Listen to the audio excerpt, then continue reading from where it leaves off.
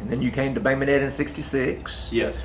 And what I'll do, Coach, and Rusty can jump in too. We'll just kind of go year by year. If you have some recollections about the game or your season, go ahead. If not, we'll go to the next game. All right. 66. You got to remember, it's been a long time. I understand. I think 66 was played out here, 25-16 game. Right. That was a good ball game, and we thought we had a really good field goal kicker, and could kick it from just about any distance. And we thought we had the game won, and then that's when my cousin Marshall kind of did like Kenny Stabler, dropped back and ran a long touchdown and beat us. But that was a really good ball game, and that was our first loss of the season that year. It was particularly hard for us because Baymonette had either won one or no games the last 2 years, and then that was our 8th game, and we were rated #1 in the state at the time. And I guess that was a additional reason for, feeling so bad after losing. 67, I think, was at y'all's place 8-0, if I remember right. Yeah. I don't really, remember any particulars of that game. 68 here, 13-8. I believe the paper said, was Lynn Barnett, did he break a long run in that ball game? Have any recollection of that? Keith, I don't remember. I remember that was a terrible year for us, 68. We had a boy coming, Leo Hartner, was probably been one of my better quarterbacks the whole time I coached. And we were playing Robertsdale, and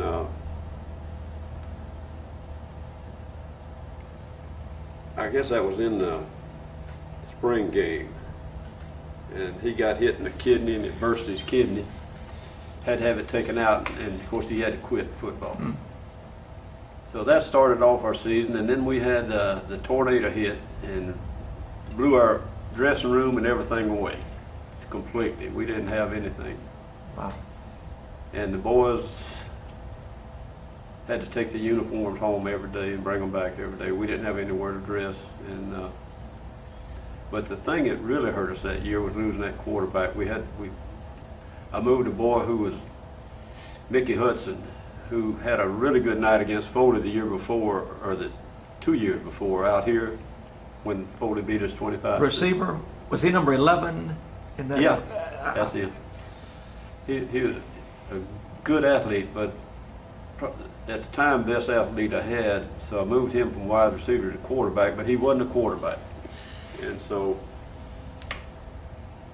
we ended up that was our only bad season. It was a terrible season. But losing that quarterback, if we could, I don't think we'd have gone undefeated, but I really believe we'd have won 7 or 8 ball games if we hadn't lost him. Oh, was he kin to Eddie Hartner? Brother to it. Yeah. But Eddie talked about playing against Eddie Hartner. Yeah, Eddie was a good athlete too. Eddie helped me coach several years. Coached the junior high team. What was it like coaching against Coach Jones in those days? Coach Jones he was the premier coach. He was the most well prepared, I think, of any coach that I've coached against. And I used to almost get mad at him and myself. I'd come down here and trade films with him. He'd know more about my players than I would. We'd talk about them, He knew it. And I think that was really his strong suit. He knew the opposing players so well. He knew their weaknesses, he knew their strong points, and he was just a great football coach. So, How maybe get off the subject a little bit, what was it like coaching against Foley? You had played at Foley. What was it like coaching against your... Well, because I went to Foley, that didn't have any effect on me, but I knew that Foley was well coached and had a good football team, and I knew that when we played Foley, it was kind of like playing Fairhope or Murphy. Those were our 3 biggest games every year. So 69. think y'all won 7-6 there at Charles Place. Yeah. What do you remember about that game and about that city? Y'all had a great team that year. Did y'all go undefeated? We went undefeated. Yeah, the first year Bay Minette had ever gone undefeated. That was a close ball game, and I remember right at the end, our quarterback Ronnie Bird at the time he was a good quarterback. He was a small boy, but a really good quarterback.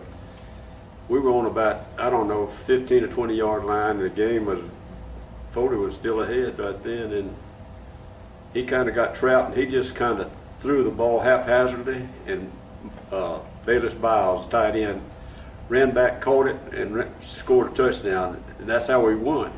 We were lucky on that ball game. That was a great ball game. 70. Hate to talk about this game. Yeah. Y'all won 30-0, I think, out here in 70. Uh-huh. That was another. Were y'all undefeated in 70 also? Yeah, we went. Let's see, we went. Yeah, but we went 5 years there where we lost 4 games in 5 years. So Pretty impressive. yeah. What do you remember? Anything that stands out about that game? No, not really. I think we had that's the boy, we had this big fullback, and he, best I remember, he did most of the score and most of the running that night. 71 at y'all's place, y'all won 18-6. Yeah.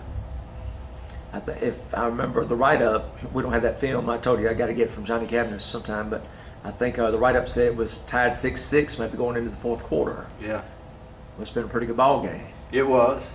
Well, I don't think we ever had one game with Foley that wasn't really tight. You know, it was always a good ball game. And we knew that when we came, you know, got off the bus or they came up there, we knew it was going to be a good ball game. Well, that's one of my daddy's favorite teams, I think. He didn't have a lot of players that year, but said he worked them really hard, and they're really kind of tough.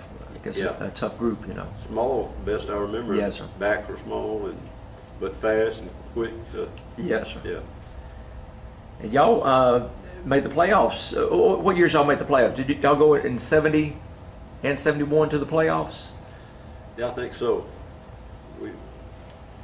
I can't remember every year, Keith, but I think we ended up playing 7 times in the playoffs. And we were eligible the first year only when I first year went there, but we played, and I didn't make up the schedule then, we played too many 3A teams, or 2As. Actually, Flomaton was 1A. We played Flomaton that year. Flomaton had beaten Bay Minette the year before. We played W.S. Neal, another smaller school, and W.S. Neal had beaten Bay Minette the year before too. So. Y'all didn't get as many points in that point system, I think is where that worked. That was it. Yeah, we didn't have enough points. 72, one I've watched that film a million times. 72, that y'all won 16-14 out here. What you remember about that game? I don't remember other than being close. I don't remember anything particularly. I think y'all led 16-0 at half or early in the third quarter and tried to come back. I just remember John Mason getting hit and fumbling down about the 20-yard line after he broke a long run, maybe. 73, 14-0 at y'all's place. I don't remember any particulars of it. No. That was another great team that y'all had in 73, wasn't it? Were y'all undefeated that year? I think so, yeah, 73, yeah. Once that my dad said y'all were number 1 in the state maybe at one time. Yeah. That year. Yeah. I think that year, and then the first year there when Foley beat us, when we came down here, we were rated number 1 in the state.